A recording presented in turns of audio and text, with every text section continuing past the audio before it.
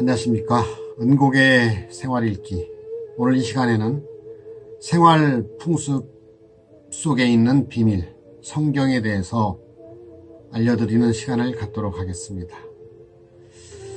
첫 번째로 우리가 정월대보름 행사는 성경 구약시대에 모세가 출애굽할 때의 그 6월절의 그 모습이 숨겨져 있습니다.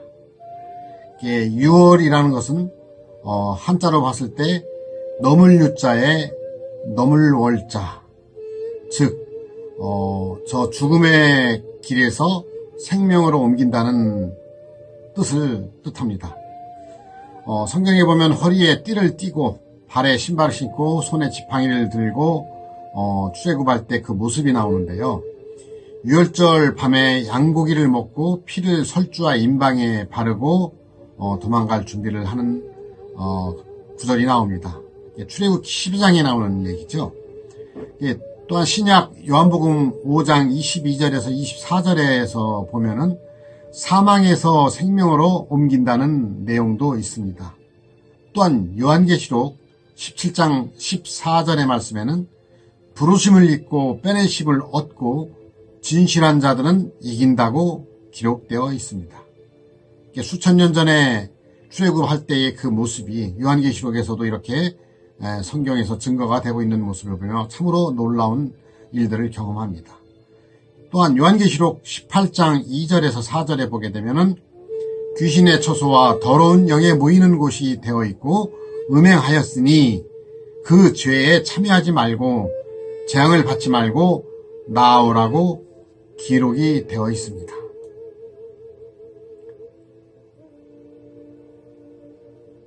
자, 그렇다면은 죽음이 내게 임하지 않고 넘어가게 해달라는 의미인데요. 6월절은 그 유대력으로 1월 14일로 우리의 풍습으로는 정월 대보름 행사가 있는 날입니다. 대보름날이죠. 어둠을 환히 밝히는 큰 대보름, 정월 대보름에 어떻게 단단한 식물을 깨워 먹고 귀발기 술을 먹으며 밤새도록 집집마다 돌아다니며 오굿밥을 얻어먹으며 여러 가지 놀이를 하던 풍습이 있었습니다. 기억나시는지요? 두 번째로는 지금은 장례식장에 이제 가보면은 우리가 돌아가신 분들을 장사를 치르는데요. 몇십 년 전만 하더라도 집안 곳곳에서는 상을 당했을 때 집안에서 조문을 맞이하고 상여로 이제 은구를 모시는 모습들이 있었습니다. 지금은 참 그게 이제 없어졌는데요. 기억을 한번 되돌려 보실 분들은 보시고 그 상여 행렬에 보면은 그 만장기라고 하나요? 아운지라는 그 깃발이 있습니다. 혹시 그 의미를 아시는지요? 아자는 버그마자입니다. 십자가 있는 그런 표시죠. 그것을 이제 이마에 붙인다고 합니다. 운자가 있습니다. 운자, 구름 운자입니다. 그 영들과 함께 간다고 해서 가슴에 이제 모시고요. 지자는 걸어서 들어간다는 뜻을 뜻한다고 합니다. 그래서 죽어서 영의 세계에 가서더라도 십자가가 있는 천국에 가게 해달라고 염원하는 뜻에서 운지라는 그 깃발로 그 죽은 영혼을 달래주는 것을 우리가 또한 깨우치게 됩니다. 이 상여의 그 모습은 왕궁의 그 모형인데 살아서 못난 한을 품고 왕이 되어 왕궁에 살으라는 의미로 그런 상여의 모습을 만들어서 운구를 모시는 거라고 합니다. 여러분들 또 잘 알지 못했던 일들을 경험하게 됩니다. 셋째로는 병풍, 우리가 흔히 병풍이라고 합니다. 예전 그 오래전 말씀으로는 장막이라고도 하고 회장이라고도 합니다. 휘장. 이제 그 칸칸을 막아놓는 그 뜻인데요. 병풍 그 앞쪽에는 생명의 세계라고 해서 이승이라고 하고 육의 세계라고 합니다. 이제 그 앞에서 우리가 행사들을 할 때 보면은 돌잔치가 있어지고요. 혼인잔치인데 이게 패백도 드려지고 그 다음에 회갑잔치도 하게 됩니다. 병풍 앞쪽에서 이루어지는 일들입니다. 그래서 살아있는 자는 병풍 앞에 있는 모습이 되겠고요. 병풍 뒤쪽을 보게 되면은 죽은 사람이 저승을 뜻하기도 하고 저승이 이제 영의 세계에 간다는 그 의미로 병풍 뒤쪽에 모십니다. 그래서 죽은 분들을 병풍 뒤에 놓고 상을 치르죠. 그죠? 장례를 치릅니다.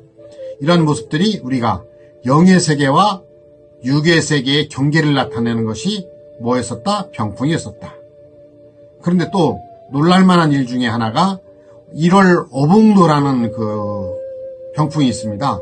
그것은 1월 오봉도라는 병풍은 왕이 출연했을 때 치는 병풍이라고 합니다. 하나의 예를 들어서 1980년대만 해더라도 만원짜리 국권에는 지폐를 올려드리겠습니다만은 용이 그 만원짜리 있었습니다. 그래서 그 이후에는 용이 잡혀가지고 뭘로 됐느냐? 1월 오봉도가 그 만원짜리 지폐에 올라가 있습니다. 결국은 용이 잡히고 어때? 왕이 출연하는 것이 나타나게 되니까 1월 오봉도가 만들어졌다. 우연치고는 대단한 우연인가요? 아니면 짜집게 하는 거라고 생각하십니까? 그 시대적인 상황에 의해서 우리 풍습 속에서 이런 일들이 지금 일어나고 있는 것을 여러분들이 아시면 되겠습니다. 네 번째로는 우리가 이제 제사에 대한 생활 속의 성경을 한번 찾아보도록 하겠습니다. 돌아가신 조상님들 돌아가신 날을 기념한다고 해서 제사를 지내고 있습니다. 지금은 해가 넘어가면 간단히 지내면서 그 제사를 지내는데 예전에는 어렸을 때 우리 기억으로는 밤 12시가 땡 치기 전에 준비를 해서 땡 치면 이제 제사를 지냈던 기억이 있습니다. 여러분들은 어떠신지요? 그래서 오전 12시 자정에는 지내지 않습니다. 이게 밤에 지내는 거죠.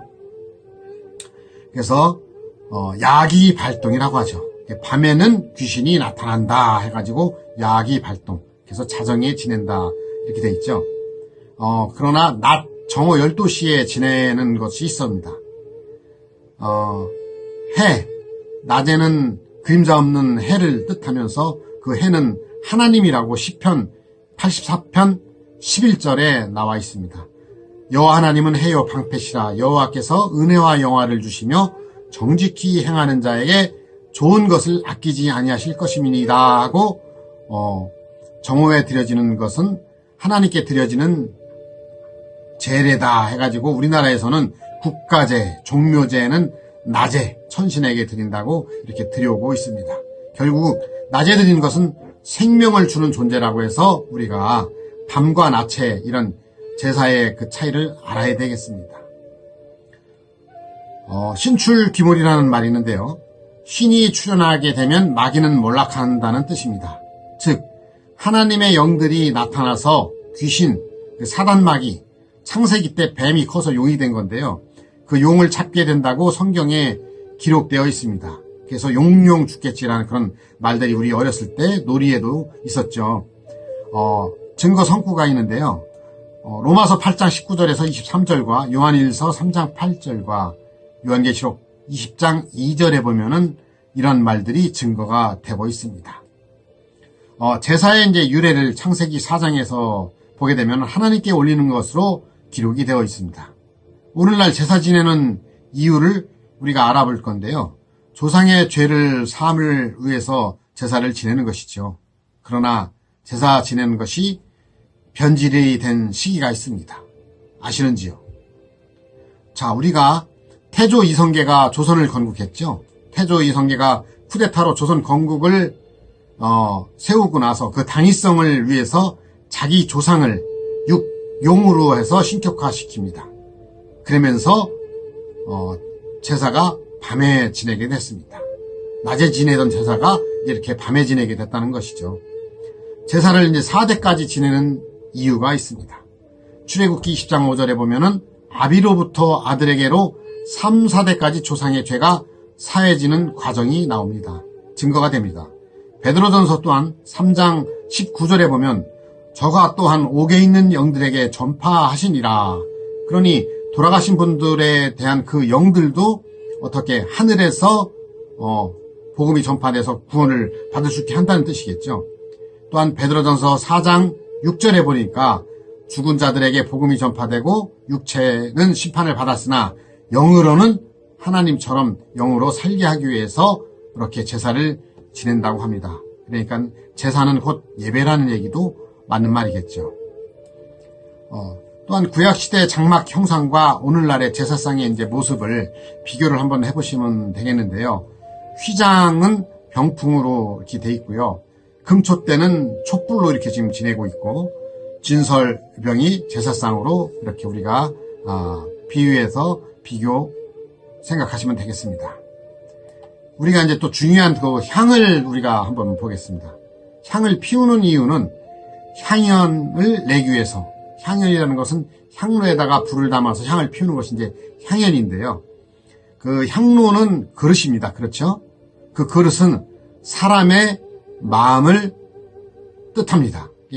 성경에 보니까 사도행전 9장 15절과 로마서 9장 24절에 기록이 되어 증거되고 있습니다. 향이라는 것은 성도들의 기도다 해가지고 요한계시록 5장 8절과 요한계시록 8장 3, 4절에 기록되어 증거되고 있습니다. 우리가 알고서 향을 피우는 것과 모르고 향을 피우는 것은 하늘과 땅 차이가 되겠습니다. 이래서 이렇게 성경 역사에 기록되어 있고 증거가 되고 있기 때문에 분명히 말씀을 드릴 수 있는 것이지요. 향자를 파자를 해보게 되면은 벼화자의 말씀 왈자입니다. 벼화의 말씀 왈. 결국은 이 향이라는 것은 알곡의 말씀이 향이다. 예, 처음 익은 열매가 드리는 기도다. 이렇게 생각을 하시면 더욱더 좋겠습니다. 결국 불은 태우는 것이잖아요. 하나님의 말씀으로 그 속심령에 더러워진 모든 것들을 태우는 것이다 하고 이렇게 아시면 되겠는데요. 예레미야 23장 29절에 기록이 되어 있습니다. 예를 들어서 어른들이 화낼 때 그러시죠. 윗사람이 화낼 때 야! 불효령 떨어진다! 불효령 떨어졌다! 이렇게 말씀하잖아요. 결국은 그 말씀으로서 불효령 떨어졌다는 것을 의미하는데 그 말씀이 하나님의 말씀, 속에 있는 심령, 나쁜 더러운 것을 태워버리는 그런 말을 뜻하는 것이라고 아시면 되겠습니다. 다시 한번 이제 말씀을 드리면 향연은 하늘로 분명히 올라갑니다. 그렇죠? 성도의 기도가 하늘로 올라감을 뜻하는 것이죠. 또 다른 천사가 와서 제단 곁에 서서 금향로를 가지고 많은 향을 받았으니 이는 모든 성도들의 기도들과 합하여 보좌 금단에 드리고자 함이라.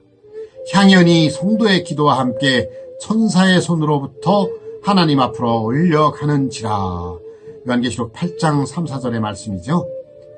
신이 원하는 것을 구했을 때 응답을 해준다는 것을 향연을 통해서 우리가 알게 됐습니다. 또한 가장 중요한 우리 제사상에 보면은 음식을 놓게 되는데 조율이시라고 하죠. 조율이시. 대추조자, 밥률자, 배나무 이자, 감나무 시자인데요. 대나무 조자, 씨가 하나죠. 대추잖아요. 왕을 비유한다고 합니다. 밥률자, 율은 씨가 3개입니다. 껍질 깎다 보면 3개가 나오죠. 예, 삼정승을 비유한다고 합니다. 배나무 이자, 씨가 6개입니다. 육조판서를 비유한다고 합니다. 감나무 시자, 씨가 8개입니다. 팔도관찰사를 비유한다고 합니다. 참으로 신기하지 않습니까? 또한 홍동백서라고 하죠. 여러분들 많이 들어보셨죠? 붉은 과일은 동쪽에, 흰 과일은 서쪽에. 붉은색은 임금을 상징한다고 하죠. 예전에는 용포 이렇게 해서 빨간색으로 해서 임금이 입었었죠. 흰색은 백성이 입습니다.